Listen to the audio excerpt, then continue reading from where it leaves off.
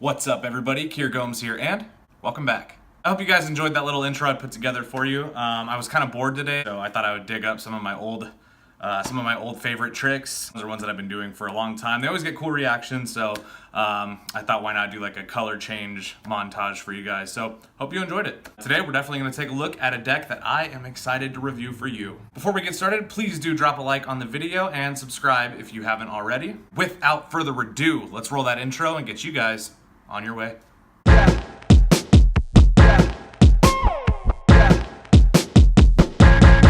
Let's go.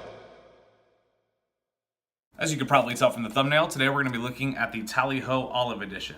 So we're going to take a look at these cards together, and then I'm also going to teach you guys a little something. Alright, so the TALLY Olive Edition. You can see from the front of the tuck case that it's this glossy, regular cardstock for a tuck box. I think the special edition is like embossed. I don't have that one, I just have this one. But it is these beautiful metallic inks. You can see it's this orange and then kind of maroon color. Looks really, really good. Actually, this was like part of the appeal for me, just the front of the tuck case. TALLY is such a recognizable brand that if you see it in these different colors, your eye just kind of gets drawn to it. So one side of the tuck box says the United States Playing Card Company, and the other one says designed by Jackson Robinson. Jackson Robinson is from the King's Wild project. You've probably heard of them before. They do a lot of work with USPCC. Speaking of, there is some ad copy on the bottom for King's Wild, and the top just says King's Wild Project. The back design is the epic back design of the cards.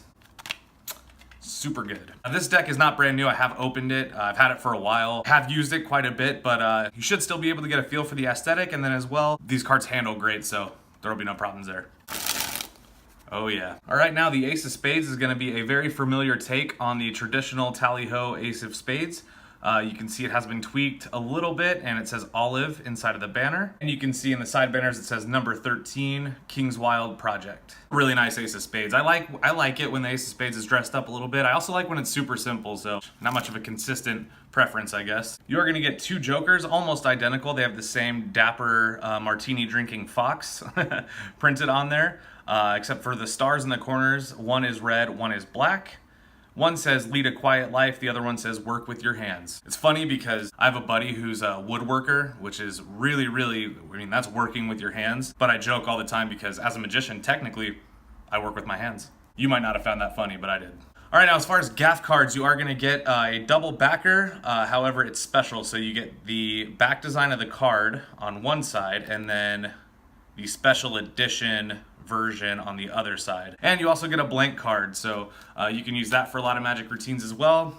I don't use blank cards that much, but nice. All right, now this deck is printed with the USPCC, of course, because it's Tally-Ho.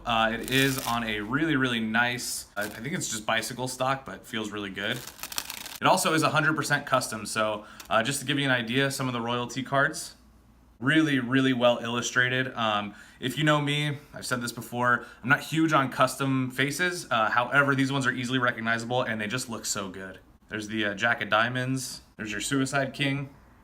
Some of the other faces look pretty standard. However, they are custom index and custom pips. So you can see like the Three of Spades looks good, looks very clean, but it is custom. This is what the Ten of Hearts looks like. Ace of Diamonds. One thing I really love about this deck is the back design. So I'll give you a closer look. You can see it does kind of have that circle back feel as far as like the pattern in the background. Looks very old school. I like it.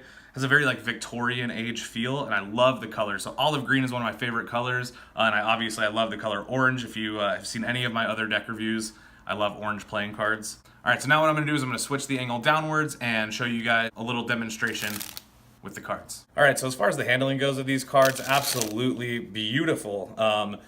They feel very soft, which is nice. I mean, I've broken these ones in, so they're like perfect right now. They're in that sweet spot between being nice and broken in and then being clumpy. So, all right, now I also said that I was gonna teach you guys something. So what I'm gonna do is, this is not gonna be a full tutorial. It's also not gonna be an entire routine or a trick like the last tutorial that I did.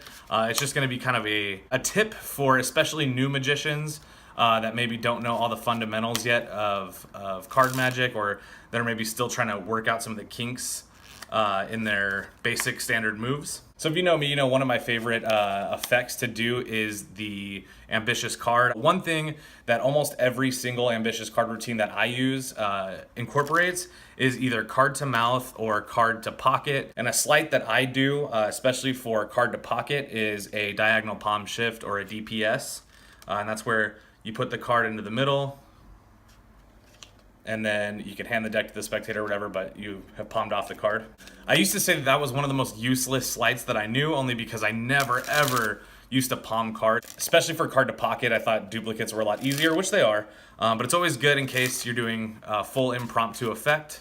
Again, not gonna give you a full-blown tutorial. I'm sure that there's some out there if you're interested in learning. I think Alex Pandrea has one. If not, 52 Cards definitely does. And this is one that I still have to work on because my muscle memory has learned it one way. But something that I find helps is when you go to do the move and you're pushing the card in, what I have always done historically is just kind of like hold it there, and then I'll try to cleanly just put my hand here and cover myself. So that obviously can look really sketchy if you're just learning the move.